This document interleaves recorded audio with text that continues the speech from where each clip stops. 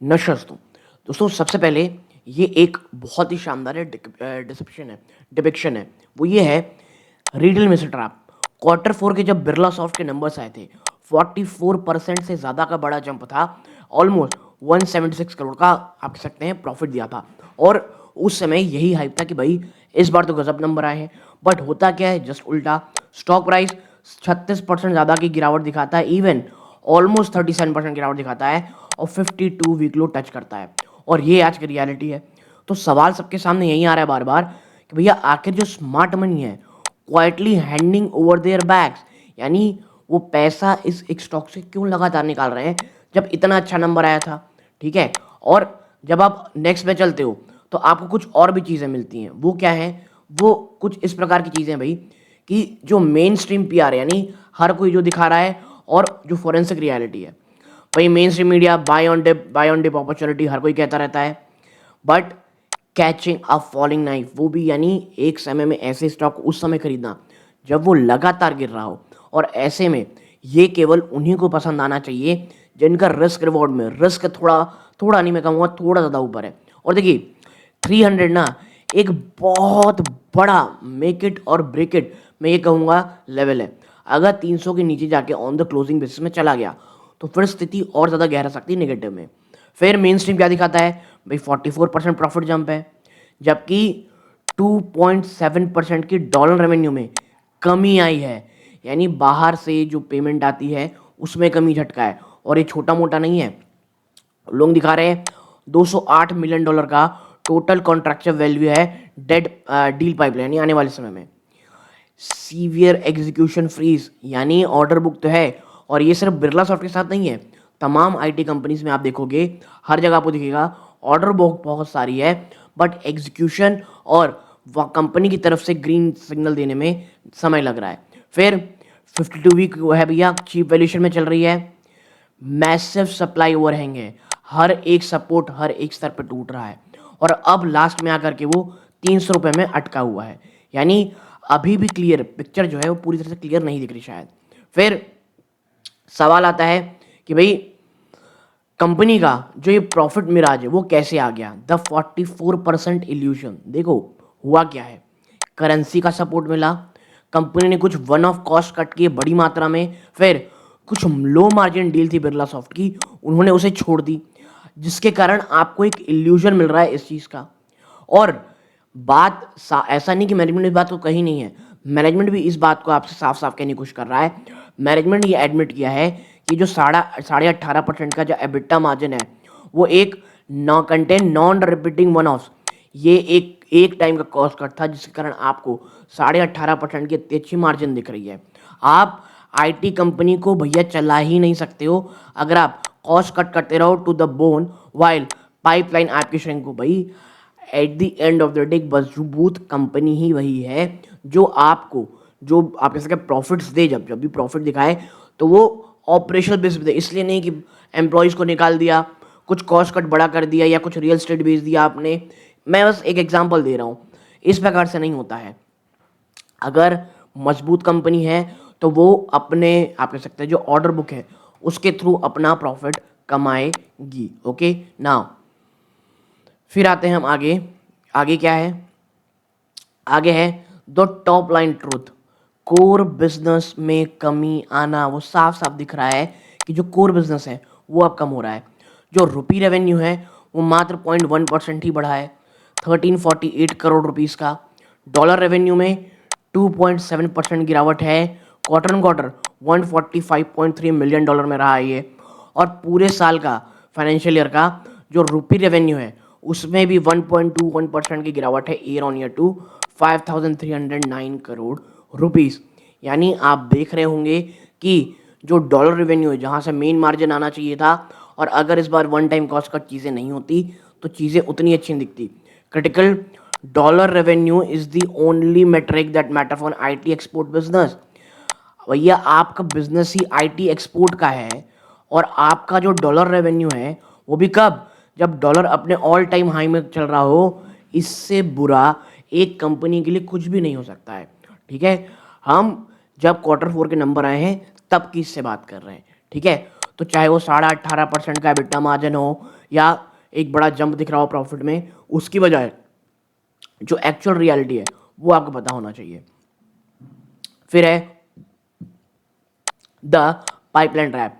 हर कोई बात करे इतनी बड़ी पाइपलाइन है भाई, 208 मिलियन डॉलर की टोटल कॉन्ट्रैक्चुअल वैल्यू है, हर कोई इस बात को कह रहा है।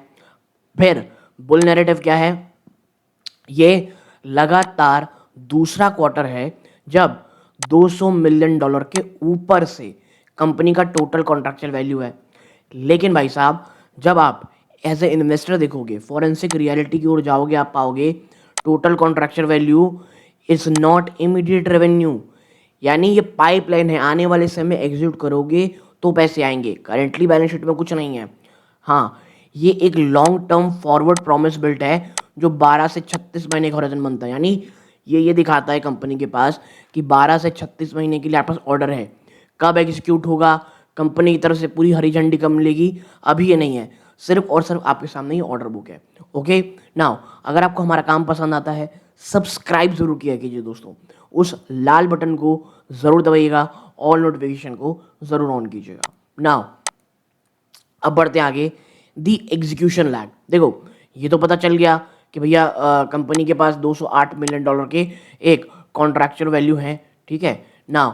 लेकिन भाई साहब काम कहाँ चल रहा है, आप देखोगे macro headwind on client freeze and client freeze, clients delaying deployment, यानी पैसे आपके पास ऑर्डर तो है बट क्लाइंट ही अभी मना कर रहा है कि भैया अभी रुक जाओ, अभी काम मत शुरू करो, ठीक है।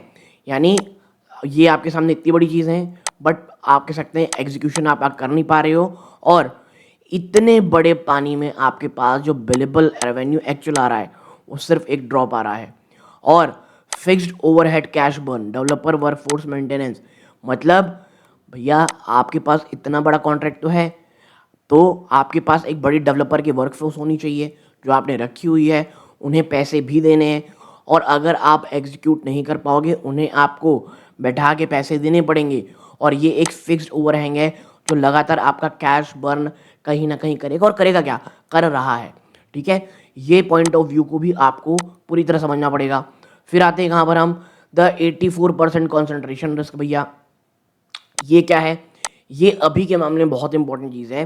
वो क्या दिखा रहा है कि कंपनी का यूएस मार्केट इंडिपेंडेंसी 84% है। 84% कंपनी का जो रेवेन्यू है वो कहाँ से आता है भाई साहब, वो यूएस से आता है। इसके साथ साथ इतनी बड़ी डिपेंडेंसी होने के बावजूद आप 2% ज़्यादा की गिरावट अपनी डॉलर रेवेन्यू में दिखा रहे हो, तो आपको पता है स्थिति कितनी बेकार है, ठीक है। फिर टैरिफ के इश्यूज चलते रहते हैं, फिर टेक इन्वेस्टमेंट लगातार फ्रीज स्पेशली लाइफ साइंस और सर्विसेज में। इसके साथ साथ इलेक्शन, रेगुलेटरी शिफ्ट, ये अलग से यूएस में इंडियन कंपनीज को जिस प्रकार परेशान किए हुए हैं, हमें किसी को ना ये बताने की ज़रूरत है नहीं। और डोनाल्ड ट्रम्प भाई साहब ने जिस प्रकार की स्थिति की हुई है वो अपने आप में डेंजरस है। इसके साथ साथ नोमुरा ने भी डाउनग्रेड किया है टू न्यूट्रल, एक massive structural de rating across mid cap IT में देखने को मिल रही है due to US operational risk. और ये कितना बड़ा रिस्क है ये सबको पता है भैया हमारे यहाँ।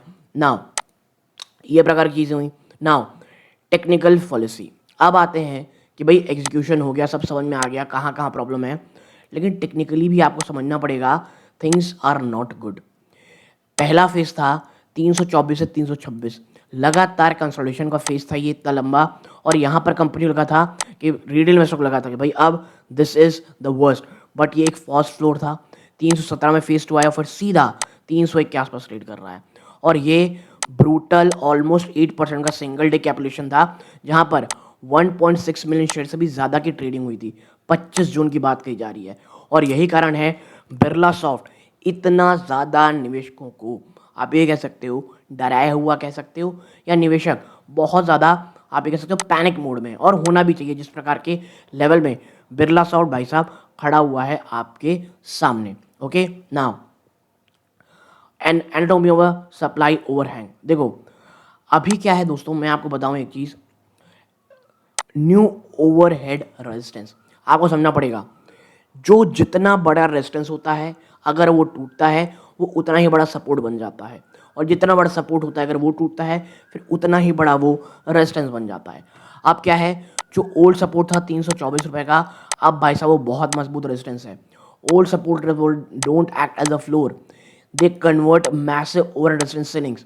तो बायर एट ₹320 आर, आप ये कह सकते हो, now trap waiting to sell at break even choking any near term recovery. यानी अब ₹320 से ₹324 में आप देखोगे एक थोड़ी बहुत जैसी स्टॉक ऊपर जाएगा, जो बायर्स होंगे जो वहाँ लिए होंगे वो वहाँ पे माल बेच करके निकलने जाने की कोशिश ज़रूर करेंगे, और ये एक बड़ा सरदर्द है अब इन कंपनीज के लिए। नाउ फिर क्या आता है यहाँ पे, द वैल्यू ट्रैप ट्रायंगल। हो क्या रहा है भाई साहब, फंडामेंटल फेलियर। इनका जो कोर डॉलर डोमिनेंट रेवेन्यू है वो अब धीरे धीरे कम हो रहा है, जहाँ से इनका माल पानी है, द कैश काउ, वही वीक है। क्या करोगे, टेक्निकली कंपनी कितनी फेलियर है बताने की हमने ऑलरेडी चर्चा की हुई है। पाइपलाइन फेलियर, भाई टोटल कॉन्ट्रेक्चुअल वैल्यू है लेकिन वो एग्जीक्यूट ही नहीं कर पा रहे हो आप, तो उसका मतलब क्या है। और ये जो 44% नेट प्रॉफिट एक्सपांशन है ये सिर्फ एक टेम्पररी अकाउंटिंग मिराज है, वन टाइम कट्स और कुछ इश्यूज के कारण, वरना ये आने भी जारी रहेगा, इसके चांसेस नहीं है। और कंपनी इसी को प्राइसिंग लगातार करने की कोशिश कर रही है। तो भाई द फाइनल वर्डिक्ट की हम चर्चा करें, सो आपको एक चीज़ बस समझनी पड़ेगी भाई साहब यहाँ पे, वो ये है कि ट्रेड मत कीजिए प्योरली इसलिए क्योंकि आपको वैल्यूएशन चीप लग रही है। आप प्रायोरिटाइज करो रॉ ऑपरेशनल कैश वेलोसिटी में कोई पीआर हाइप की बजाय। जब तक इनका यूएस डॉलर है, जब तक वो ऊपर ना बढ़े तब तक कोई चीज़ चेंज होगी बिल्कुल नहीं। डिप की चीज़ बिल्कुल मत कीजिए, ये एक्सट्रीमली रिस्की हो सकता है दोस्तों, ठीक है। तो आपकी क्या राय है बिरला सॉफ्ट में, ज़रूर बताइएगा। मुझे ये लगता है बिरला सॉफ्ट इस लेवल में मुझे अच्छा ज़रूर लगता है, बट अगर आपने ऑलरेडी 324, 340, 350 में लिया है तो इतनी जल्दी एवरेज करने की ज़रूरत नहीं है, मुझे ये लगता है। आपकी क्या राय है ज़रूर बताइएगा। मेरा यहाँ बताना था आपको कि एक्चुअल में यहाँ पे गिरावट क्यों हो रही है। ये इस वीडियो का अंत है। जय हिंद।